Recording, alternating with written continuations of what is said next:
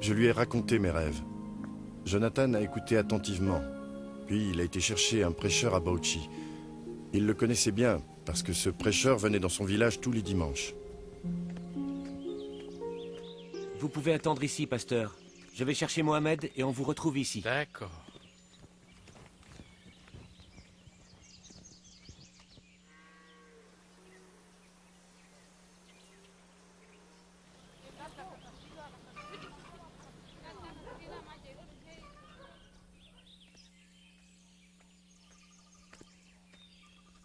Voilà, Tu es de pasteur. retour? C'est bien. Et Mohamed? Il est là. Ah, c'est lui. Oui, je vous présente Mohamed. Bonjour. Pasteur. Approche, sois le bienvenu. Merci, pasteur. Mohamed, Pasteur? tu me parais bien brave. Ton ami Jonathan m'a parlé des rêves que tu fais. J'aimerais que tu me racontes ces rêves toi-même, en détail. C'est vrai, pasteur. Dernièrement, j'ai fait plusieurs rêves qui me font peur. Des personnes habillées en noir m'ont tourmenté dans ces rêves. Elles voulaient me tuer. J'ai craint pour ma vie. Chaque fois, j'ai été sauvé par un homme vêtu tout en blanc. Il dit que je le connais comme étant Aïsam, mais qu'il est... Le chemin est la vérité et qu'on ne peut pas aller au Père sans lui. Il m'a aussi demandé de le recevoir. J'ai raconté au pasteur tout ce qui s'était passé dans mes rêves. Tu dois le recevoir dans ton cœur, en tant que Dieu et Sauveur. Il a compris tout de suite que je ne pouvais plus me permettre d'attendre et accepter Jésus comme mon Dieu et mon Sauveur. Es-tu prêt à accepter l'invitation qu'il t'a faite pour le recevoir dans ton cœur? Réfléchis, Mohamed.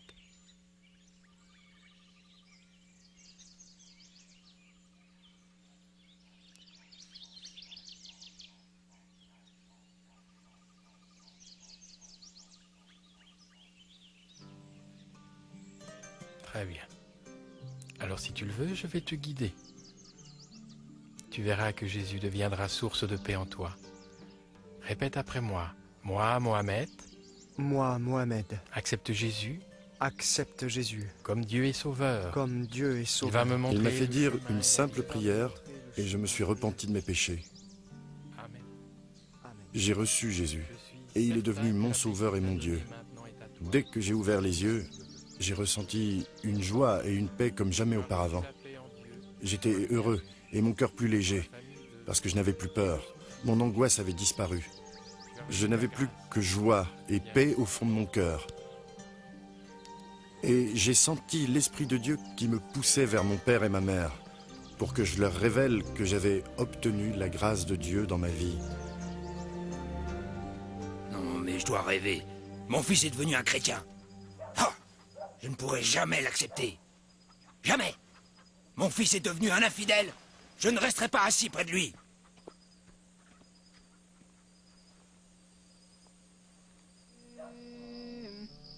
الله أكبر الله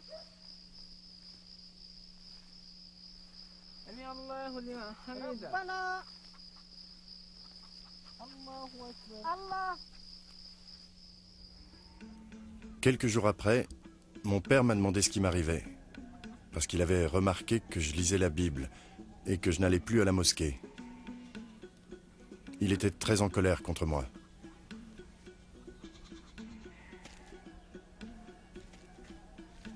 Ce genre de choses n'est jamais arrivé dans notre famille avant aujourd'hui, je te préviens. Je vais faire en sorte que ça ne se reproduise plus. Alors je te donne seulement 2 options. Ou tu renonces à Jésus, ou tu quittes ma maison sans tarder, à tout jamais. Tu es mon père. Tu sais que je t'aime et que j'ai du respect pour toi. Crois-moi, je n'ai pas l'intention de te faire du mal ou te porter préjudice. Il faut cependant que je te dise que je vais continuer dans la voie que je crois juste et que je continuerai à vivre en chrétien jusqu'à ce que Jésus vienne me montrer où aller. Quand mon père se rendit compte qu'il ne pourrait pas me convaincre de renier ma foi, il incita toute la famille à me traiter comme un paria, Mohamed, jusqu'au jour où... sors de cette case, viens ici.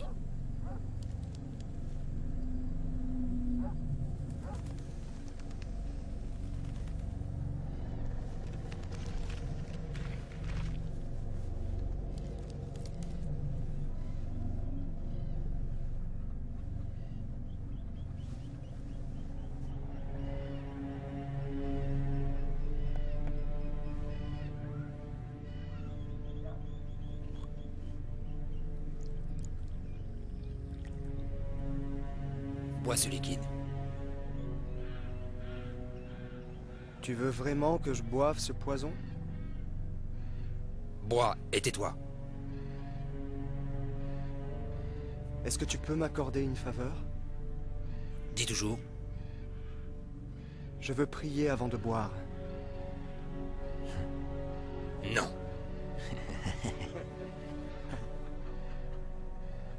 Oh, et puis j'en ai rien à faire. Si tu veux prier, prie, mais après, je veux que tu boives. Entends-moi, Jésus. C'est à cause de toi que je dois boire ce poison. Je mets ma vie entre tes mains.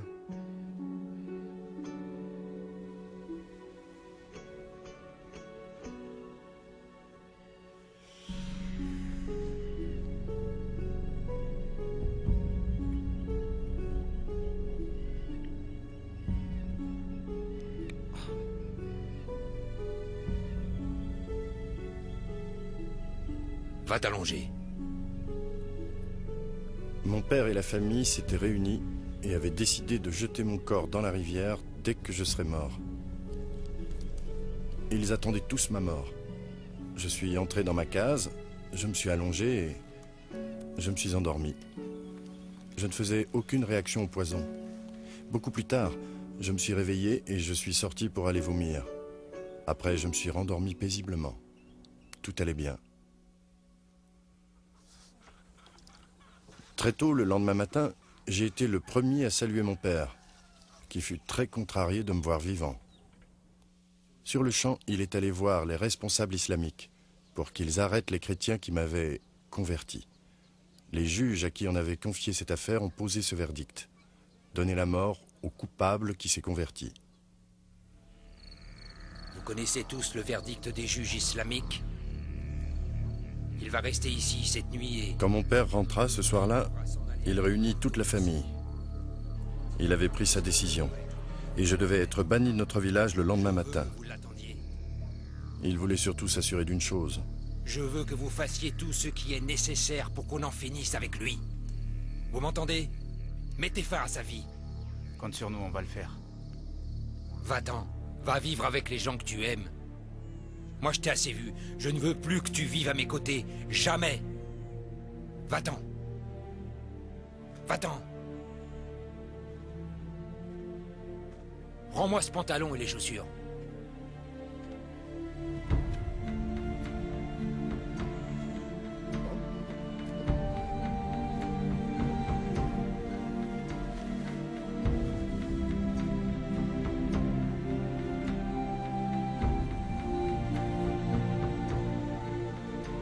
Fiche le camp.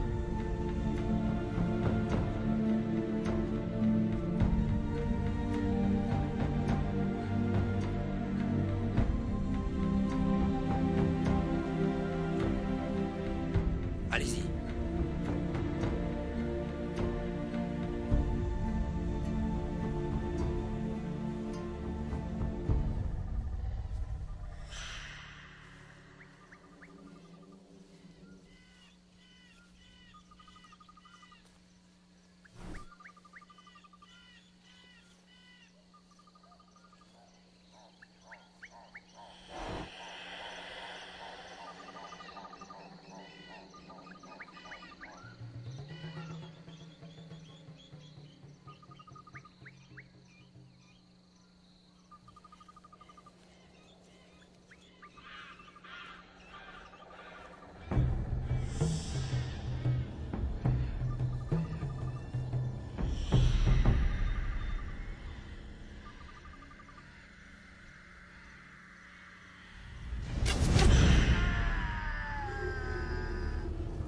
Je me suis écroulé au sol en gémissant.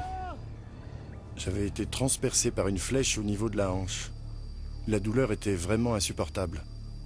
Au point que j'en étais presque inconscient, je ne voyais plus rien. Cependant, mon esprit continuait de fonctionner et me disait qu'il fallait enlever cette flèche. Elle devait être empoisonnée, donc si je l'enlevais pas tout de suite, elle finirait par me tuer. Je savais ce que je devais faire, il me fallait juste le courage.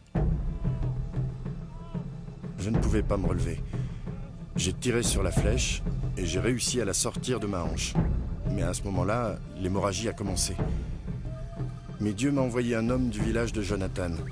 Il chassait et se trouvait là par hasard. Cet homme connaissait mon histoire. Il savait que j'avais des ennuis avec mon père et toute la famille. Il m'a aidé à me rendre jusqu'à la piste. Il y passait des voitures assez souvent. Il m'a emmené et attendu au bord de la piste jusqu'à ce qu'une camionnette arrive. D'un geste, il l'a fait arrêter et j'ai été emmené dans une clinique.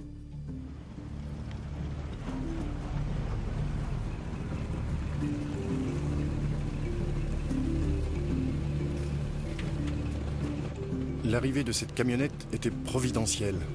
Encore une fois, Dieu m'avait secouru. La clinique où on m'emmenait avait bonne réputation, mais les soins coûtaient cher. Et ce sont les chrétiens du village de Jonathan qui se sont cotisés pour payer mon intervention chirurgicale. Je suis resté plus d'1 mois en convalescence dans cette clinique. Ensuite, j'ai été accueilli au village de Jonathan où j'ai vécu pendant 18 mois. Mon père a fini par apprendre où je me trouvais. Et il a prévenu la charia. Les juges m'ont condamné à 6 mois de prison.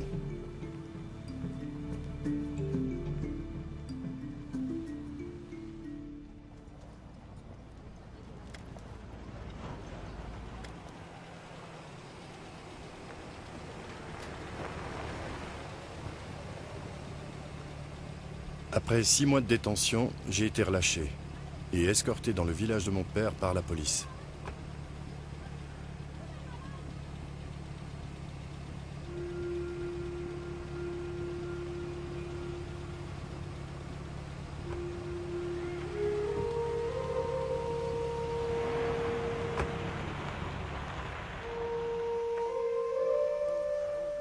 Dès mon retour à la maison, mon père réunit tous nos parents et leur expliqua qu'il fallait que je sois bien traité. Il espérait que s'ils étaient bons et gentils avec moi, j'oublierais que j'étais chrétien. De plus, il me promit 100 vaches et l'argent nécessaire pour avoir 3 femmes si je renonçais à Jésus. Il m'encouragea aussi à oublier le passé. Pendant 7 mois, je me suis de nouveau occupé du troupeau de mon père. Toute la famille croyait que j'étais rentré dans les rangs, que j'étais redevenu un des leurs. Au fond de moi, je me rendais compte que ma foi disparaissait peu à peu.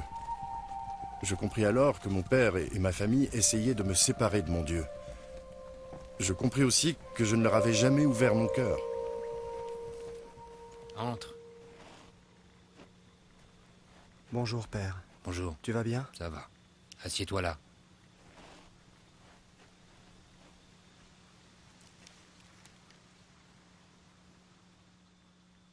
Je voudrais te parler de ta fiancée, mon garçon. Tout est organisé, maintenant tout est prêt. Papa, je voudrais te remercier de tout ce que tu as fait pour m'aider. Cependant, j'ai encore besoin que tu fasses une chose pour moi. Dis ce qui te ferait plaisir. Tu l'auras. Papa, je vais te le dire, mais tu ne pourras pas satisfaire ce besoin. Seul Jésus le pourra. Mais qu'est-ce que ton Jésus peut faire que moi je peux pas faire? Vas-y, dis-le-moi. Papa, est-ce que tu peux me donner la vie éternelle?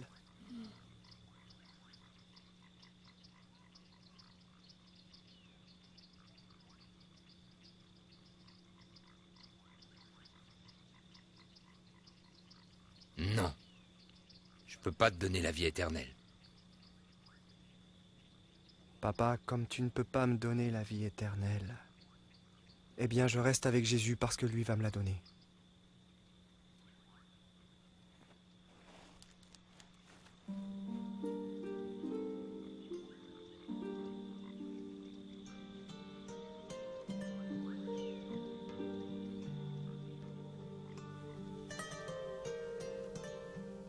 J'ai quitté la maison de mon père et je me suis réfugié chez Jonathan, où j'ai vécu pendant 2 ans. Pendant cette période, je ne ressentais aucune envie de communiquer avec ma famille. Je n'en ressentais aucun besoin. Puis un jour, je reçus un message. Mon père était à l'hôpital, très malade, et il désirait me voir.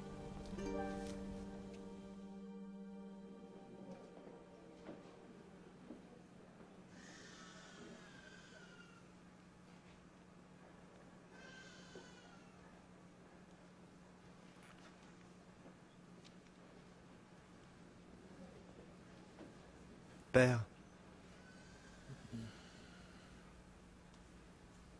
Mon fils, tu voulais que je vienne te voir? je te demande pardon, mon fils. Te pardonner, papa? J'ai bien des torts envers toi. Par ignorance, j'ai mal agi. Et tu ne m'as pas jugé. Papa, sache que je t'ai pardonné depuis longtemps. Que veux-tu dire, mon fils? Je n'ai jamais demandé que tu me pardonnes. Oui, c'est vrai, mais la Bible nous enseigne le pardon. Tu comprends?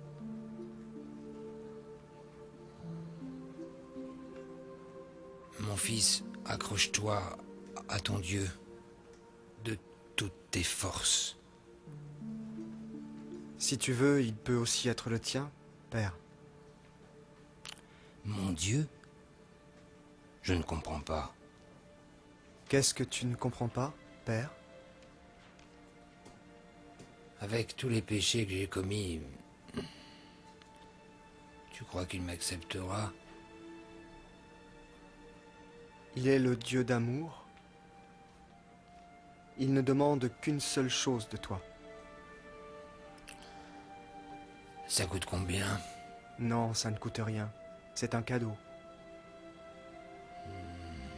Un cadeau, explique-moi. Grâce à Jésus, qui a racheté nos péchés, il suffit que tu l'acceptes comme ton sauveur et tu auras la vie éternelle. Tu veux bien l'accepter dans ton cœur?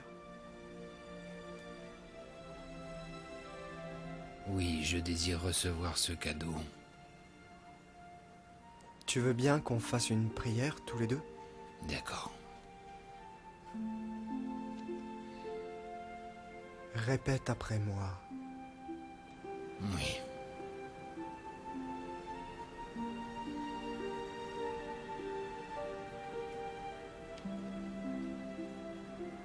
Jésus, je viens devant toi. Oui, Jésus, je viens devant toi. Afin que tu pardonnes tous mes péchés. Et je veux, Afin que tu pardonnes tous mes péchés, et je veux que tu deviennes mon Seigneur et mon Sauveur. que tu deviennes mon Seigneur et mon Sauveur. Amen. Amen.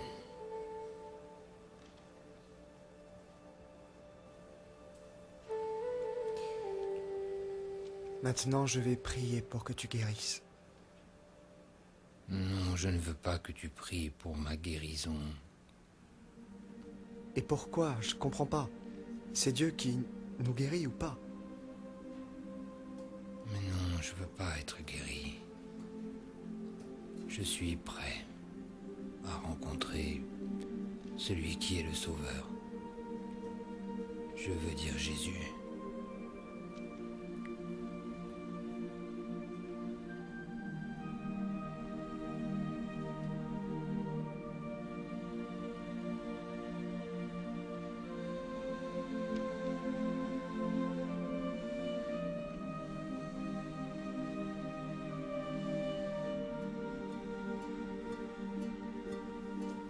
Mon père est mort 3 heures après avoir prié avec moi. Il s'est éteint dans la paix et dans la joie. Parce qu'il savait où il allait et qui il voulait connaître. L'espoir de rencontrer Jésus le fit passer de vie à trépas sans anxiété. Notre réconciliation effaça toutes les douleurs et les peines que nous avions connues. Dieu les fit disparaître. Et toi, mon ami, où en es-tu? Es-tu prêt à recevoir le pardon de tes péchés?